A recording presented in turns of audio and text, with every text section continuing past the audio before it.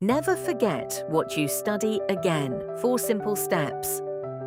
Let's be real.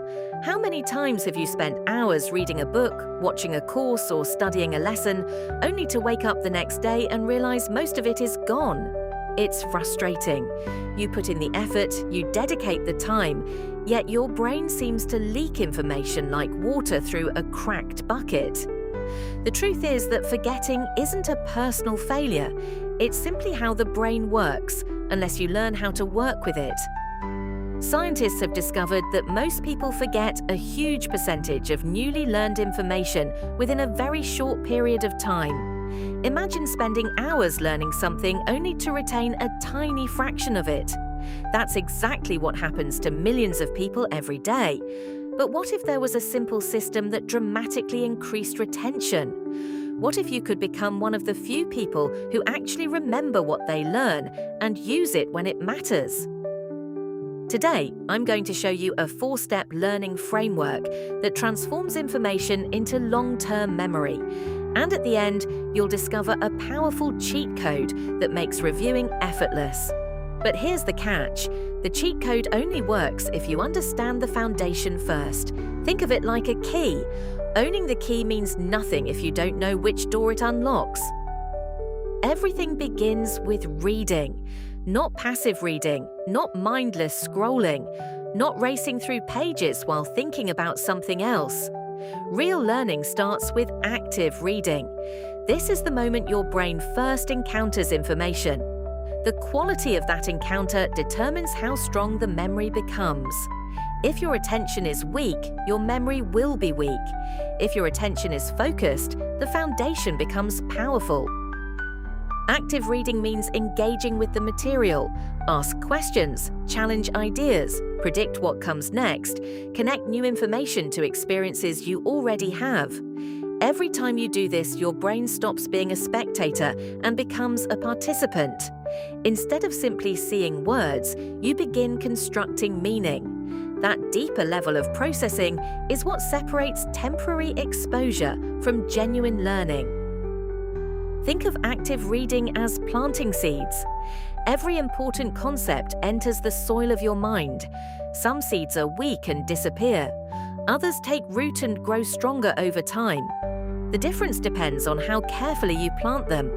If you rush through the process, the seeds never establish themselves. If you engage deeply, they begin forming the roots that support future understanding. Now that you've planted the seeds, it's time to organize them. Information alone is rarely enough. The brain loves patterns, relationships, and connections. When ideas remain scattered, they are difficult to recall. But when those same ideas are connected into a meaningful structure, memory becomes dramatically stronger. This is where the real transformation begins. Step 2 is creating handmade mind maps. It starts with something incredibly simple, a blank piece of paper. At first, it looks empty, but soon it becomes a visual representation of your thinking. Every keyword, every branch, every connection you draw gives information a physical structure. Suddenly, knowledge is no longer floating in your mind. It has a shape you can see and interact with. As you transform paragraphs into mind maps, your brain begins linking concepts together. One idea leads naturally to another. Connections become visible. Relationships become obvious. This process mirrors how memory works internally. Rather than storing isolated facts, your brain builds networks. The more connections a piece of information has, the easier it becomes to retrieve when you need it later. This process activates something known as dual coding. Your brain stores information through words and images at the same time. Instead of relying on a single memory pathway, you create two. It's like building two roads that lead to the same destination. If one pathway weakens, the other can still guide you back to the information, making recall faster and more reliable. Every color you choose carries meaning. Every visual distinction creates another layer of memory. Color attracts attention and helps separate categories of information. What looks artistic is actually strategic. You're giving your brain visual landmarks. Later, when you try to remember a concept, your mind can navigate back through those landmarks and find the information more easily. Here's an important rule. Create a separate mind map for each paragraph or section. Don't try to compress everything immediately. Breaking information into smaller chunks allows your brain to fully understand each component before combining them. Learning isn't about stuffing knowledge into your head, it's about building understanding one piece at a time until the entire picture becomes clear. What's fascinating is that mind maps resemble the way your brain naturally organizes information. Ideas branch outward, concepts connect through associations, memory spreads through networks rather than straight lines. By creating mind maps, you're aligning your learning process with the architecture of your brain. You're speaking the brain's native language, and that makes learning significantly more efficient. At this stage, something remarkable happens.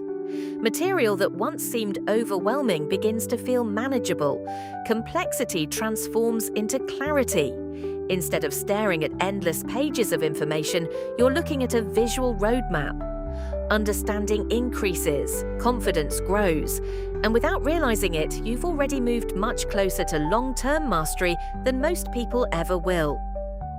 But understanding isn't enough. Knowledge becomes truly powerful when you can retrieve it from memory. Reading helps you absorb information. Mind maps help you organize it. Now comes the step that strengthens memory pathways more than almost anything else. It's simple, overlooked, and incredibly effective. It's time to use your voice. Step 3 is recording yourself explaining the lesson. At first, this may feel awkward. Most people don't enjoy hearing their own voice, but that's exactly why this technique is so powerful. When you explain concepts aloud, your brain is forced to retrieve information actively. You're no longer consuming knowledge, you're producing it, and that changes everything. Every time you recall information from memory, the neural pathway becomes stronger. This process is called active recall. Think of it like exercising a muscle. The more frequently you use it, the stronger it becomes. Reading alone feels productive, but active recall creates lasting memory. Retrieval isn't just testing knowledge. Retrieval is what builds knowledge. Start by explaining the lesson using your mind map as a guide. Walk through every branch and every connection. Teach it as if you're helping someone understand it for the first time. This process reveals gaps in your understanding. If you can't explain something clearly, it's a signal that you need to strengthen that area before moving forward. Once you've practiced with the map, remove it. Now explain everything from memory alone. This is where growth happens. Your brain must search for information, reconstruct ideas, and connect concepts independently. It might feel difficult at first, but that difficulty is a sign of learning. The struggle to remember is actually strengthening your memory. Hearing your own voice creates another powerful advantage. Researchers call this the production effect. Information spoken aloud becomes more memorable than information read silently.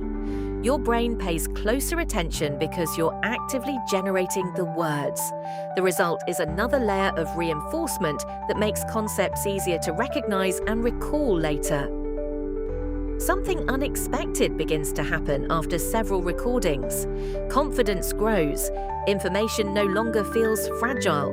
You stop wondering whether you've learned something because you've proven it through explanation. Teaching, even to an empty room, is one of the fastest ways to reveal what you truly know and what still needs improvement. You've read actively. You've built detailed mind maps. You've explained the lesson aloud. Now comes the final step, the step that brings everything together. This is where complexity is distilled into simplicity, where scattered ideas become one clear picture, and where your future reviews become unbelievably efficient. Step 4 is creating a one-page summary mind map.